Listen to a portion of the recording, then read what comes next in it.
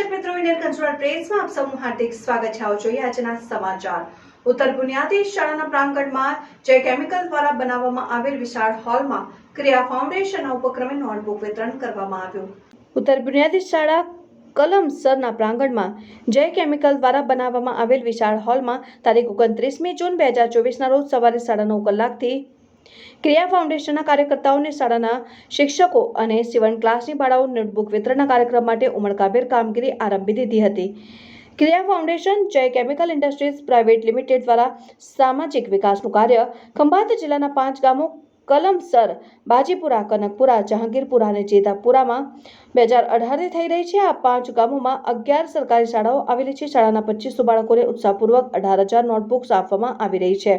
આજના નોટબુક વિતરણ કાર્યક્રમના મુખ્ય મહેમાન શ્રી કુંજલ શાહ, પ્રાંત ઓફિસર STM ખંભાત, શ્રી અનુપ દેશમુખ, આંતરરાષ્ટ્રીય chess player, Gujarat chess association અને મંત્રીઓ, ગામના મુખ્ય આગેવાનશ્રીઓ, દરેક 11 શાળાના આચાર્યશ્રીઓ, SMCના અધ્યક્ષો અને 2 બાળકો, સીવણ ક્લાસની બહેનો અને ધોરણ 10 અને 12ના વિદ્યાર્થીઓ કાર્યક્રમમાં હાજરી આપી હતી. પ્રાર્થના નિધિ પ્રાગટ્ય થકી મહેમાનોનું સ્વાગત છોડના કુંડા દ્વારા કરવામાં આવ્યું. ત્યારબાદ મફતભાઈ CRC દ્વારા કાર્યક્રમનો હેતુ જણાવવામાં આવ્યો અને શ્રી અનુપ દેશમુખનું પંધોરિયાપુરાના આચાર્ય દ્વારા શાલ ઉડાડીને અભિવાદન કરાવ્યું હતું અને ક્રિયા ફાઉન્ડેશન કાર્યકર્તા શ્રીમતી પારુલબેને સંસ્થા કાર્યની ઝાંકી આપી હતી અને જેમાં શરૂઆતમાં સામાજિક ઉત્થાનનું કાર્ય કેવી રીતે આગળ વધાર્યું અને હાલમાં શું કામ કરી રહ્યા છે તે જણાવ્યું. શ્રી કુંજલ શાહ પ્રાંત અધિકારીએ ઓફિસરે વક્તવ્યમાં ક્રિયા ફાઉન્ડેશનના કાર્યને બિરદાવીને બાળકોને જણાવ્યું કે જો તેઓ ભણવા માટે આટલી સારી સગવડ પ્રાપ્ત થતી હોય તો તેઓ ઘણા બધા વ્યવસાયમાં આગળ વધી શકે છે. તેઓને ગામની વધારેમાં વધારે મહિલાઓને ક્રિયા ફાઉન્ડેશનનો લાભ લઈ પોતાની આજીવિકાને વધારવાનો લાવો લેવા જણાવ્યું. ખાસ કરીને ગામની બાળાઓને સુનેતા વિલિયમ્સનો દાખલો આપીને જણાવ્યું કે તેઓ પણ તેના જેવા બની શકે છે અને તેઓએ જય કેમિકલ ઇન્ડસ્ટ્રીનું ક્રિયા ફાઉન્ડેશન દ્વારા કરવામાં આવતી સામાજિક ઉત્થાનની પ્રવૃત્તિઓને બિરદાવીને વધુ ગામડાઓને જોડવા જણાવ્યું. શ્રી અનુપભાઈ દ્વારા આ ટૂંકમાં ક્રિયા ફાઉન્ડેશનના કામને બિરદાવવામાં આવ્યું અને તેઓએ બાળકોને ચેસ રમવા માટે જણાવ્યું તથા વ્યવસાય તરીકે અપનાવવા જણાવ્યું. ત્યારબાદ મહાનુભાવ દ્વારા ઉત્તર બુનિયાદીના 10 અને 12 ધોરણના બોર્ડમાં 1 થી 5 નંબરે આવેલા બાળકોને સર્ટિફિકેટ અને ઇનામ વિતરણ કરવામાં આવ્યું. પહેલા નંબરના બાળકને ₹5,000નો ચેક, બીજા નંબરના બાળકને ₹4,000નો ચેક અને ત્રીજા, ચોથા અને 5મા નંબરના બાળકોને 3,000ના ચેકો ઇનામ આપવામાં આવ્યા. તે પછી દરેક શાળાના આચાર્યો અને 2 બાળકોને સ્ટેજ ઉપર બોલાવીને મહાનુભાવ દ્વારા નોટબુક વિતરણ કરાવું. ઉત્તર બુનિયાદીના શિક્ષક દ્વારા દરેક મહાનુભાવને આભાર માની કાર્યક્રમની સમાપ્તિ કરવામાં આવી તથા બધા નાસ્તો કરીને છૂટા પડ્યા હતા. સેટરડે સન્ડે રહી અને કરવા જેવી ઘણી બધી એક્ટિવિટી છે, છતાં બી એ બાય ચોઇસ અહીંયા 2.5 કલાક ડ્રાઈવ કરી અને કલમસર આવી અને એમના વિદ્યાર્થીઓને શીખવાડે છે. એ ઘણું સરાહનીય કામ છે. સાથે સાથે કેળવણી મંડળના પ્રમુખશ્રી, ઉપપ્રમુખશ્રી અને અન્ય પ્રતિનિધિશ્રીઓ, ક્રિયા ફાઉન્ડેશનના સાદગીબેન અને તેમની સાથે કામ કરતા અન્ય સહકર્મચારીઓ, જય કેમિકલ્સના સંઘવી સાહેબ વિશ્રાજી અને એમના અન્ય પ્રતિનિધિઓ, આણંદ જિલ્લા પંચાયતના ઉપપ્રમુખશ્રી, માજી તાલુકા પંચાયતના માજી પ્રમુખશ્રી અને અન્ય ઉપસ્થિત મંચ ઉપર ઉપસ્થિત તમામ આમંત્રિત મહેમાનો અને ખાસ કરીને મારા વાલા બાળકો અને સાથે સાથે કલમસરના ગ્રામજનો જે બી આજે અહીંયા બોડી સંખ્યામાં ઉપસ્થિત છે. આજે આખું આયોજન કરવામાં આવ્યું છે કેળવણી મંડળ અને ક્રિયા ફાઉન્ડેશન દ્વારા. ઘણું સુંદર આયોજન છે અને ખૂબ મને ગમ્યું.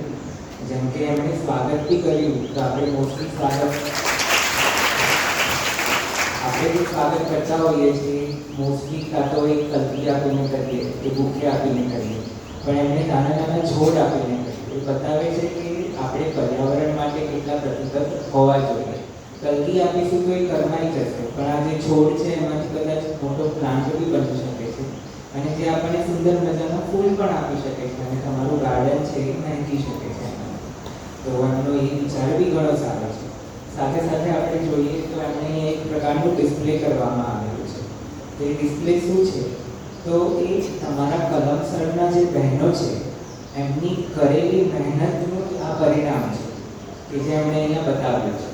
જો કલમસરમાંથી આવેલા બહેનો આ પ્રકારનું કામ કરી શકતા હોય કે જે અત્યારે 5 કે 6 કે વધારે સંખ્યામાં કદાચ હશે, તો બીજા બધા લોકો પણ આ પ્રકારનું કામ કરી શકે છે. અને આ જેમ કે બેગ્સ બનાવવી કે આ પ્રકારના કપડાં બનાવવા, એ ફક્ત બનાવવા માટે નથી, પરંતુ આપણે એક રોજીરોટી પૂરી પાડે છે. તો આપણે ગુજરાતમાં પહેલાં સેવા ફાઉન્ડેશન ઘણા સમય પહેલાં શરૂ કરવામાં આવ્યું હતું ડૉક્ટર ઇલાબેન ભટ્ટ દ્વારા. એમનો પણ આ જ પ્રકારનો આશય હતો. તો કદાચ એમણે પણ આવી રીતે નાની શરૂઆત જ કરી હશે કે જે મહિલાઓને પગભર કરવા બાબતની.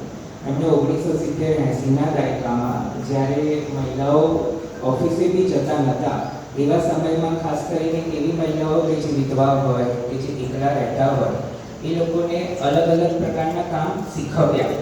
ઘણી એનજીઓ એવી હોય છે કે તમને મદદ કરીને ડોનેશન આપીને જતી રહે, પણ પગભર કરનારી એનજીઓ બહુ ઓછી હોય છે કે જે તમને પોતાના બળે પોતે જ અર્નિંગ કરતા થઈ જાઓ, પોતે જ આવક મેળવતા થઈ જાઓ, એવી તમને મદદ કરે. તો ક્રિયા ફાઉન્ડેશન દ્વારા આ પ્રકારની જે મદદ કરવામાં આવે છે એ ઘણું પ્રેરણાદાયી અને સારું કામ છે.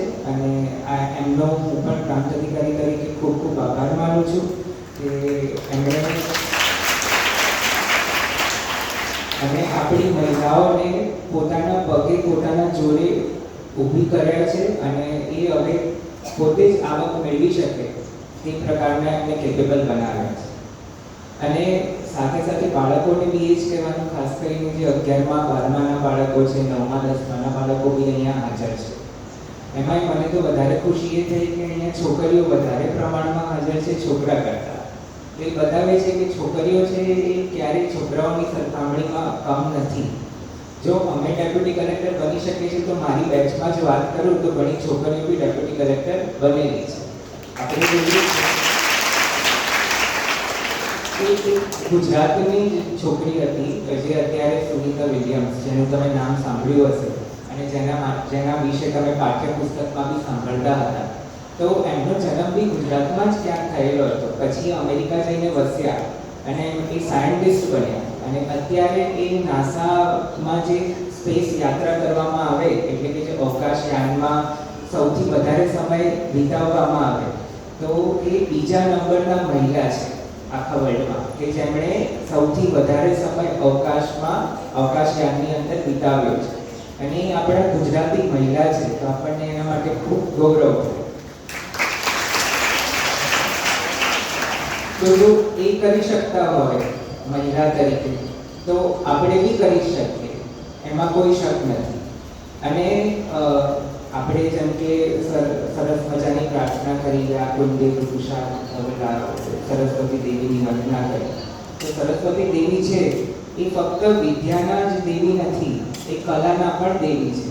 એટલે જો કોઈ બાળક એવું હોય કે જે ગણિતમાં વિજ્ઞાનમાં હોશિયાર છે, ઘણા બાળક એવા હશે કે જેને ગણિત વિજ્ઞાનમાં એટલો રસ નથી, પણ એમને અલગ અલગ પ્રકારની કલાઓમાં રસ છે. કોઈને ડાન્સ કરતા સારો આવડતો હોય, કોઈને સીવણકામ સારું આવડતું હોય, કોઈને ગાવાનું સારું આવડતું હોય, તો કોઈ મ્યુઝિક સારું વગાડતું હોય. તો આ જે બી કલા છે એ બધી જ એટલી જ મહત્વની છે. જરૂરી નથી કે તમે ફક્ત ચોપડી જ્ઞાન લઈને 99% લાવો, એ જ હોશિયાર કહેવાય, એ સાચી વાત નથી. હોશિયારી જે છે એ તમારી કેળવણીમાં રહેલી છે. તો કદાચ તમે ગણિત વિજ્ઞાનમાં કાચા પણ હોય અને જો આ પ્રકારની જેમ કે ચેસની રમતમાં ઘણી છોકરીઓ આગળ છે, તો એ પણ એ હોશિયારીનો જ એક ભાગ છે.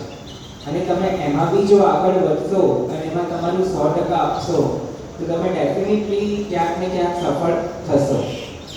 આપણે જે આપણા મગજમાં વિચારતા હોઈએ કે ના મારા 10મામાં કે 12મામાં 80% આવ્યા, 90% આવ્યા તો જ હું હોશિયાર, એવું જરૂરી નથી. કોઈના 60% આવ્યા હશે, પણ એ વોલીબોલ જેવી રમતમાં એ રાજ્ય લેવલે ક્રમ લાવતા હોય, તો એની બી સિદ્ધિ એક અલગ પ્રકારની સિદ્ધિ છે. અને આપણા સરકાર પણ એના માટે હંમેશા કાર્યરત રહી છે અને એક એમના માટે હંમેશા એ સબસિડી આપતા હોય છે, સ્કોલરશિપ આપતા હોય છે, અલગ અલગ પ્રકારના ઇનામો આપતા હોય છે.